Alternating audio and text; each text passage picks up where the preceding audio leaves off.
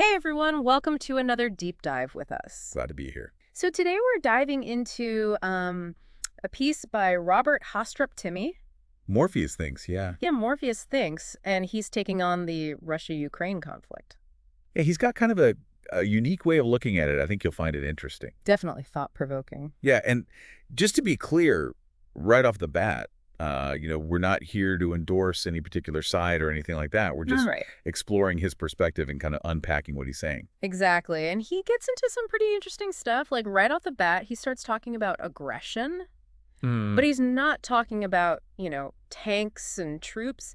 He's going deeper into human psychology. Right, like where does this aggression come from? Yeah, he's saying that aggression can be like subtly manipulated, like a button that media and politics can push without us even realizing it. It's like a hidden switch that's being flipped. And he brings up this historical example to illustrate this point. Like Anne Riefenstahl, the filmmaker who was like the propaganda master for the Nazis. Oh, wow. Her films were so powerful. Yeah. They shaped public perception. They even fueled violence.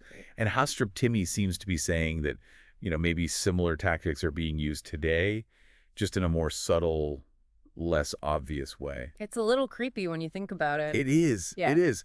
How easily we can be manipulated without even being aware of it. Yeah, and he's not just pointing fingers at one side or the other either. No, not at all. He's saying it's a broader phenomenon that goes beyond, left versus right or whatever. It's just this human thing that we're all susceptible to. Okay, so then he makes this pretty bold statement. Okay. He says a peaceful resolution to this whole conflict was actually possible. Really? Yeah, he brings up Nelson Mandela and his whole approach to peace and reconciliation in South Africa. Like, that could have been a model. Yeah, Mandela's emphasis on dialogue and empathy and compromise, that's really interesting. And he seems pretty frustrated with, like, the EU, the US, the UK. He's saying they didn't have a genuine commitment to peace. Interesting. Yeah. So he sees this, missed opportunity, a chance to de-escalate the situation that just got overlooked. Yeah. But why international diplomacy is complicated? There's got to be more to it, right? Yeah, I mean, I don't know enough about all the ins and outs of it, but... Yeah, there's always multiple layers, historical grievances, political ideologies, economic interests, all these factors come into play. You got to figure everyone's got their own agenda. Exactly. And Haastrup-Timmi seems to be suggesting that maybe there were other motives at work, motives that went beyond just a genuine desire for peace. That's pretty cynical that it makes you think. It does. And then there's this whole thing about billionaires. This is where it gets really interesting. Yeah, tell me about that. He claims that billionaires are basically prepping for a potential societal collapse, setting up these outposts in places like Montana, New Zealand. Outposts? What do you mean by that? Like refuges, safe havens, places where they can ride out the storm if things go south. Yeah. He mentions Montana, New Zealand, Hawaii, South America, even parts of Africa. These locations share some commonalities. They're remote, self-sufficient. They often have stable political climates. It's almost like they're hedging their bets, Oh, I see. Like they're thinking if the world goes to hell in a handbasket. Exactly. They'll have a place to go. They'll have a backup plan. Yeah, and he links this behavior to the concept of a black swan event. Oh, right. Those unpredictable things that nobody sees coming but have a huge impact. Exactly. Like the pandemic was a black swan event for a lot of people. It kind of makes you wonder, what do these billionaires know that we don't? It does make you think. Are they genuinely anticipating some kind of collapse, or are they just being super cautious? Either way, it's a fascinating observation. Definitely. So are we talking zombies or what? He doesn't go into specifics, but it's clear he sees some serious potential for upheaval in the future. Okay, so buckle up, because he then lays out this prediction. Okay. He says if a lasting peace isn't achieved, we could be headed for World War III. World War III. Wow. Yeah, and he thinks the U.S. and a post-NATO Europe could be on opposite sides. That's a pretty stark picture. It is, and he even references this documentary from the 1990s that predicted a similar scenario, although he doesn't name it. Interesting. And then he points to this recent protest in the U.S. called Blackout Day, where people were encouraged to avoid buying stuff from big digital companies for a day. Huh. I vaguely remember hearing about that. Yeah, and he connects this to a prediction in the World Economic Forum's Global Risk Report from 2021. So he's seeing a connection between this protest and what the World Economic Forum is saying. Exactly. Like it's all part of some bigger trend that's leading us towards this potential conflict. It's almost like he's piecing together a puzzle, trying to connect all these seemingly random events Right. and see the bigger picture. Yeah. Now, of course, predicting the future is always tricky. Yeah. But by looking at these different data points and considering different perspectives, we can at least start to see some potential trajectories. Maybe even get ahead of the curve a little bit. Right. Okay, so this is where he gets really controversial. He says, and this is just his opinion, that Donald Trump is the only one who's advocating for a genuine peace with Russell. Donald Trump. That's a hot take. Yeah, and he's talking about a peace that would involve concessions from everyone, maybe even financial contributions from the U.S. It's definitely important to remember that this is just Haastrup-Timmi's perspective. Right. Trump's foreign policy has always been super controversial. Yeah. Some people loved it, some people hated it. For sure. So it's not like this is some universally agreed upon truth or anything. Okay, so we're seeing a pattern here. Haastrup-Timmi is not afraid to shake things up. No, he's not. And he ends this whole section with another cryptic statement. Oh, yeah. About the year 2030. What does he say? He says something significant will happen. Then he cites the World Economic Forum Global Risk Report again. But he doesn't go into specifics. So he's basically saying, pay attention to 2030. Something big is coming. It's like he's dangling a carrot. Yeah. Piquing our curiosity and encouraging us to do our own research. Very clever. 2030. Huh. That's, I don't know, kind of spooky. Yeah, it makes you wonder what he's seeing that we're not. Definitely. But before we get too far into the future, we should probably come back to the present for a minute. Right back to Ukraine. Yeah, he spends a lot of time talking about what's happening there, and he doesn't sugarcoat anything. No, he doesn't. He just comes right out and says he thinks Ukraine's already lost. Wow. Yeah, and of course he acknowledges the tragedy of it all, the loss of life on both sides. Right. But what's interesting is he goes beyond just, stating the facts and figures. Right.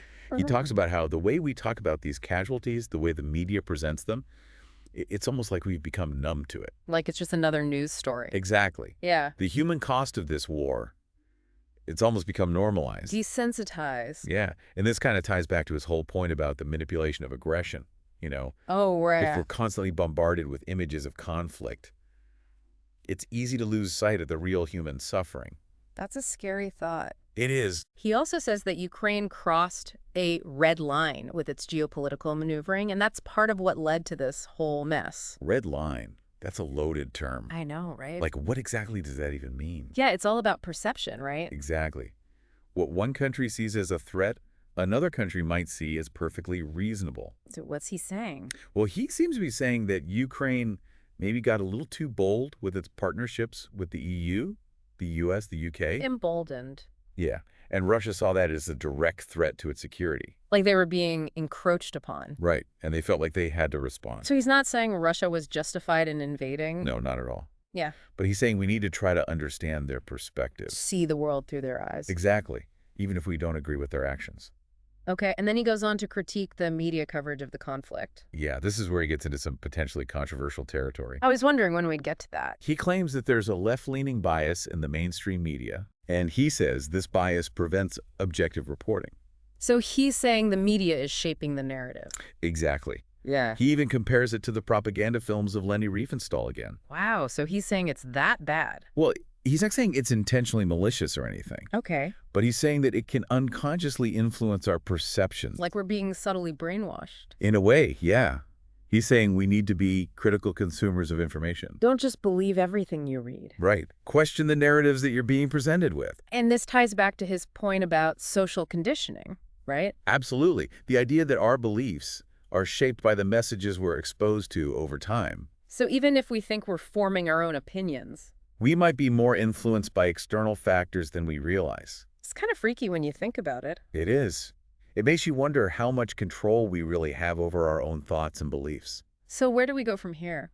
Well, I think that's the question Haastrup-Timmi is asking us to ponder. Like, how do we break free from this conditioning? Exactly. Yeah. How do we become more aware of the forces that are shaping our perceptions? And how do we start thinking for ourselves? That's the million-dollar question. All right, so we've covered Haastrup-Timmi's views on the media, social conditioning, and the complexities of the Ukraine conflict. What else does he get into? Well, we talked about Haastrup-Timmi's ideas on how aggression is, like manipulated, and his frustration with how peace was maybe missed, and also his ideas about, who's really trying to make peace. I thought what he said about the future was really interesting. Remember how he talked about the billionaires setting up those like survival Oh, outposts? yeah, like they're getting ready for something big. Right. And it's like he sees that as a sign of what's to come. Like maybe society is going to collapse or Yeah. there's going to be some huge upheaval and the super rich are trying to, find somewhere safe. It's a pretty bleak picture. It is. But then he also talks about this completely different vision of the future. Oh, really? Yeah. One based on peace and cooperation. He even mentions that John Lennon song, Imagine, the one about a world without war. Oh, yeah, that's a classic. So it's this weird contrast, right? Right. On the one hand, he's acknowledging all the scary stuff that's happening in the world. Like war and conflict. Yeah, and like AI taking over and the planet falling apart. Right, all that doom and gloom. But then he's also saying there's hope for something better. Like we can still create a more peaceful world. Exactly. And he even suggests that maybe humanity needs to give up some control. Give up control to what? To like a higher being. But he's not talking about God or anything like that. He specifically mentions AI. AI. So like artificial intelligence would be in charge. Yeah, like maybe AI could solve the problems that we humans can't seem to figure out. That's a pretty radical idea. It is, but it makes you think, right? It does. Like, could AI actually guide us towards a better future? And is that something we'd even be comfortable with? Giving up control like that is a big deal. It is, but I think that's what Haastrup-Timmi is trying to get us to do. Think critically, question our assumptions, and be open to new ideas, even if they seem kind of crazy. Yeah, he's definitely a thought-provoking writer. For sure. And I think that's what makes this deep dive so interesting. It's not just about getting the facts, it's about exploring different perspectives. And maybe even challenging our own beliefs. Exactly. So as we wrap up this deep dive into Robert Haastrup-Timmi's perspective, what are you taking away from all this? For me, it's the contrast between, his kind of dark view of the present and his optimism about the future. It's like he's saying things are messed up, but we can still make things better. That's a good point. It's a reminder that we have a choice. We can either give in to despair or we can choose to believe in a better tomorrow. And maybe that belief is what will ultimately lead us to that better tomorrow. Exactly. Yeah. It's like that old saying, be the change you want to see in the world. Well said. Well, thanks for joining us on this deep dive. We hope it's giving you some food for thought and maybe even inspired you to explore these issues further. Absolutely. And who knows, maybe we'll even see some of those changes happening by 2030. Only time will tell. Thanks again for listening. We'll see you next time for another deep dive into the ideas that are shaping our world.